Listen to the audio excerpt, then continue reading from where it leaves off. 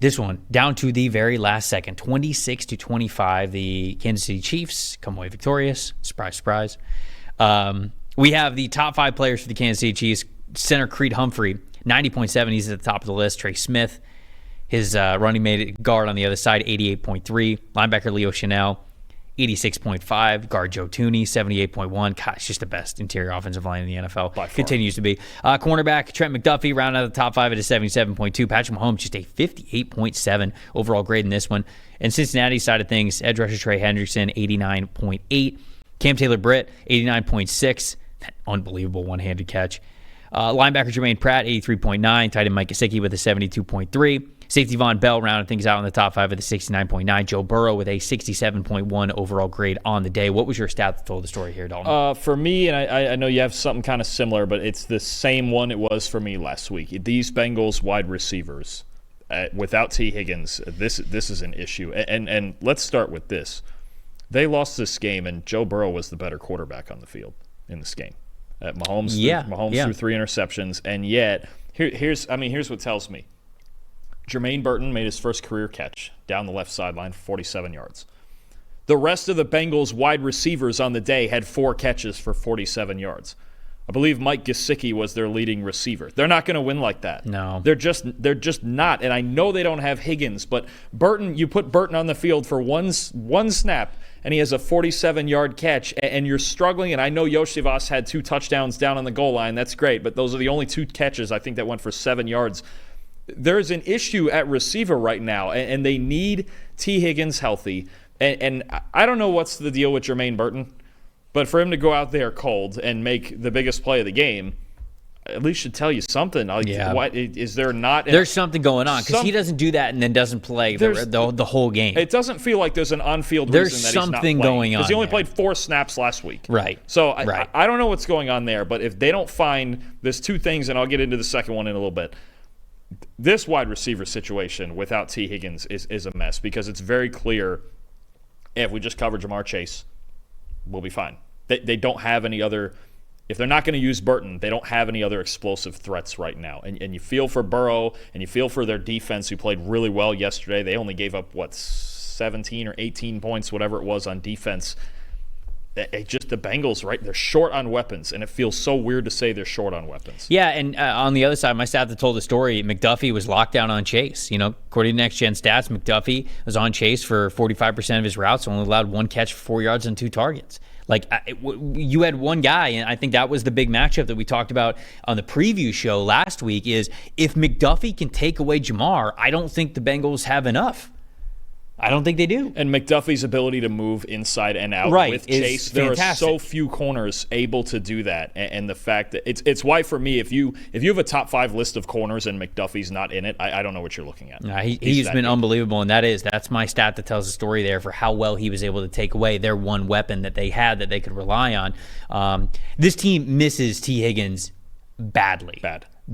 And I think Bengals fans should actually be encouraged by this game. I know it's frustrating. I know there's no moral victories. I know you hate hearing that. Their defense was because fantastic. In reality, if they played the way they did against the Chiefs, how they played against the Patriots, they're 1-1 right now. There's no question about it. But for whatever reason, they were looking past the Patriots game. They thought it was at home. They thought they were going to sleepwalk to a win and just get ready for Arrowhead. Well, that didn't happen. Now they're obviously 0-2. But this is very clearly a team that can bounce back and play better, still be a postseason team if they kind of clean things up and obviously get T. Higgins back and healthy. Most impressive for me, Trey Hendrickson, just another fantastic game for him, 89.8 overall grade. To me, he's a tone setter, right? He's the one who's talking shit to the offensive tackles, like in between every single play, whether they're giving them a hands to the face or whether they're holding them or whatever. He's letting them know. As that game was getting on in the second half and third quarter, fourth quarter, he's barking at these dudes. Now, I don't know what he's saying. I'd love to hear him marked up. I'd love to hear it, but I don't know if he's telling Mahomes, hey, you better get rid of the ball quick because neither of these dudes can block. He's telling him, he goes, you're trying to block an FAU legend. You can't do it. You just can't do it. That's what he's telling him. You had to get it in there. Absolutely. But look, he is their guy on defense who sets the tone. I think they got a lot of great defensive players, but it all runs through Hendrickson. If Hendrickson has an elite day, that defense can hold up and make plays against basically any offense in the NFL. I think that we saw that this past Sunday. What about you? Most impressive? You got one elite pass rusher. I got one on the other side. And look, we have to just say it over and over. When we watch Chris Jones, we're watching one of the best players to ever play football. 90.2 pass rush grade, 7 pressures, a sack, 17% pass rush win rate.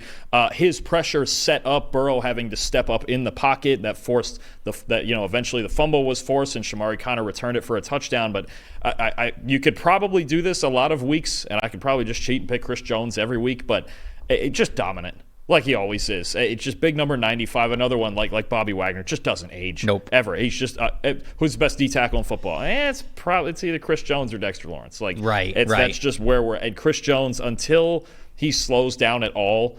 And McDuffie's great, and they have so many great players. How good is Leo Chenal playing right now for their defense too? But what underrated versatility with Leo Chenal. Oh yeah, they will play him anywhere from nose tackle to 7 technique to off-ball linebacker to Mike linebacker. He was off the edge more than he was at linebacker this week. But Chris, so good. Chris Jones, he's the straw that stirs the drink. Of course, you're watching a first ballot Hall of Fame, just one of the great defensive players of all time every week, and he was great again this week. Most disappointing for me, I think they threw out Kingsley Suamataia a little too early. 26.4 pass blocking grade, 4 pressures allowed, 2 sacks, gets benched for Wanya Morris.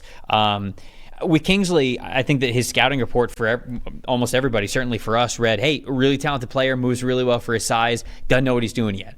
And I think the Chiefs are like, hey, he'll figure it out. Let's throw him out there. He'll learn. Now he's getting you in trouble. So much so that they had to bench him in this game. I don't know what it's going to look like moving forward for him, but that's a most disappointing. Not a super unexpected thing. If you were going to throw him out there early, I'd probably told you that this was going to be somewhat of the result. It was going to look something like this. But still, for him to be a starter and then give up the pressure that he did and eventually get benched, I think he has to be disappointing. But what about you? Real quick, Wanya Morris. Good hands. Touchdown, hands, for sure. Good hands. You love a big man touchdown. Might be one of their better receivers. So we've already got the Bengals wide receiver problem that I do think is fixable. I need T. Higgins healthy, and I need Jermaine Burton to play more. I'm actually even more concerned with what's going on in the interior of this Bengal defense. More? With these, yes. The Bengals receiver situation is fixable. I think Higgins has to get healthy, and I would play Burton more. That's just me, right? I don't know what's going on there.